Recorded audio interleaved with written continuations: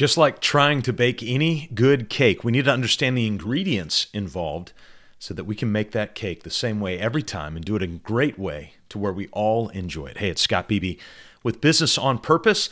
Make sure if you're a business owner between 2 and 50 employees, go check out mybusinessonpurpose.com/healthy. Take about 7 minutes and you'll begin to understand objectively, measurably, the health of your business. Recently, we were celebrating the birthday of one of our clients whose business was turning 70 years old this year. To create a memorable experience, the owner of the business decided to hold a full-day training off-site at the Mercedes-Benz Stadium in Atlanta, Georgia, and invite what many believe is the most decorated and successful coach in college football history, Coach Nick Saban of the University of Alabama.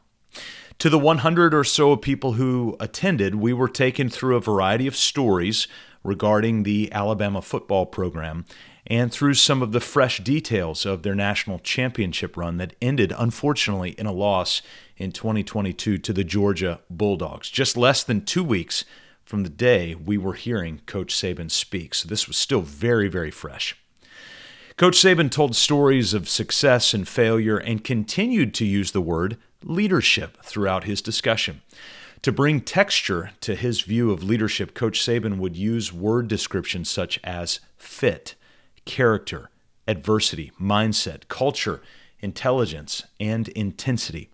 Although he never provided a concrete definition of leadership, Coach Saban certainly took us as the audience into his cupboard of leadership in the kitchen to pull out those ingredients and allowed us to see and smell some of the measurements he and his coaching staff use in leading a group of student athletes into a world of elite college football, where he soberingly adds this: there's always a reckoning.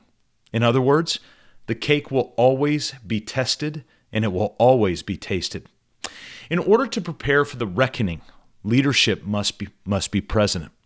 In order for the cake of leadership to be baked with consistency and familiarity, then a set of ingredients must be used. So the question we have to ask ourselves as leaders and business owners is, what are those ingredients?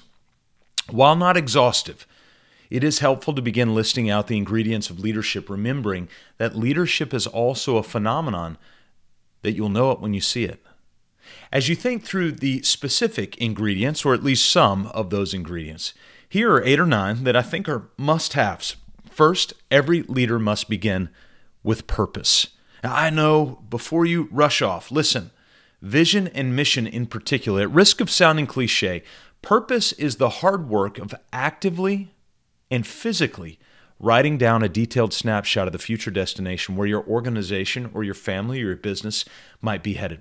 While vision is explanatory and detailed, your mission is simply telling the rest of us why you wish to go there. Yeah, it's one thing to have a vision of winning a national championship, but why? What is that for you? That's the mission. So purpose has got to be one of those stalwart ingredients that we use. The second, every leader must lead with defined values. Values are the curbs along the side of the road towards the vision or that destination that you've laid out a detailed snapshot for. Values are the boundaries that ensure that you limit damage and stay on the most intentional route towards your ultimate destination. The third ingredient, every leader must lead with repetition. Every leader must lead with repetition. Every leader must lead with repetition. I think you get the point, right? Fourth, every leader must lead with grit. Grinding at the right time, instilling clarity into each and every role, identifying fear, pushing through that fear with courage. Remember, where fear exists, courage is invited, but courage cannot exist without fear being present. And committed to trailing a mentor. Leadership is a complex cocktail of work, clarity, courage, and learning. Grit ensures the potency of that cocktail. A fifth ingredient, every leader must have extreme self-awareness. You have tendencies, biases, routines, and habits that help to shape your persona to the outside world. I do too. You and I are prone to screaming, steaming, laughing, rising up, or withdrawing. Regardless of the tendency, leaders must be aware of their own selves if they are to ever influence another person. The sixth ingredient of leadership, or at least one of them, every leader must lead with desire. There is little use in asking someone to do a thing with jubilee and enthusiasm if desire is lacking. Sure, you can dictate and statute the road to getting your way, but far better to show real desire and also recruit for that desire. Why is the world of sports filled with stories of world-class talent, massively still underperforming? Desire. You've got to have desire, whether you have talent or not. The seventh ingredient of great leadership is every leader must lead with an abundance mindset, convinced that all you need to accomplish your vision, that destination out there, either is or will be available at the time you need it.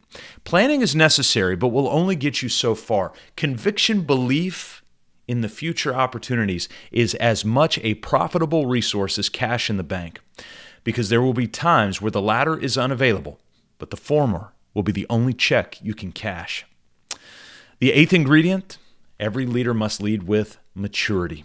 Most Tuesday nights at my house, we have between 5 and 15 teenage young men sitting around the fire pit in our backyard as we talk about big wins and issues of life, relationships, money, leadership, Hemingway even. Yeah, that's right, Old Man and the Sea. We read it.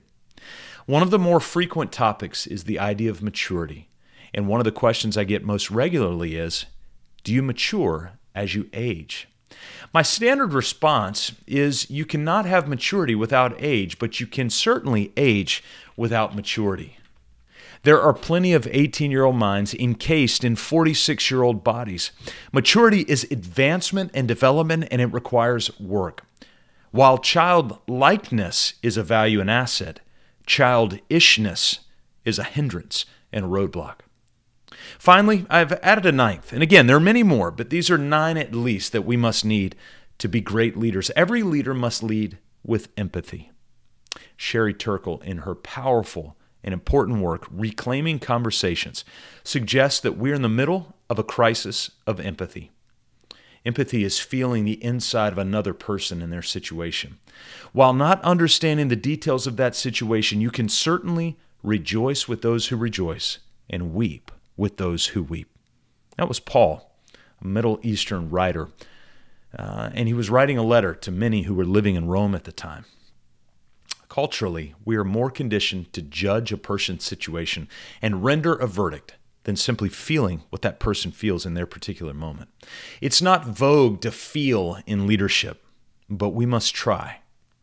So those are just 9 of the ingredients of healthy leadership. Again, there are many more, but I hope you'll pick at least just one, lock in, and use it to grow in your leadership to make an impact on the people you follow. You want to get a good objective measure of the health of your business? Go to mybusinessonpurpose.com/healthy. You'll get it there, and you can start making great and healthy leadership decisions.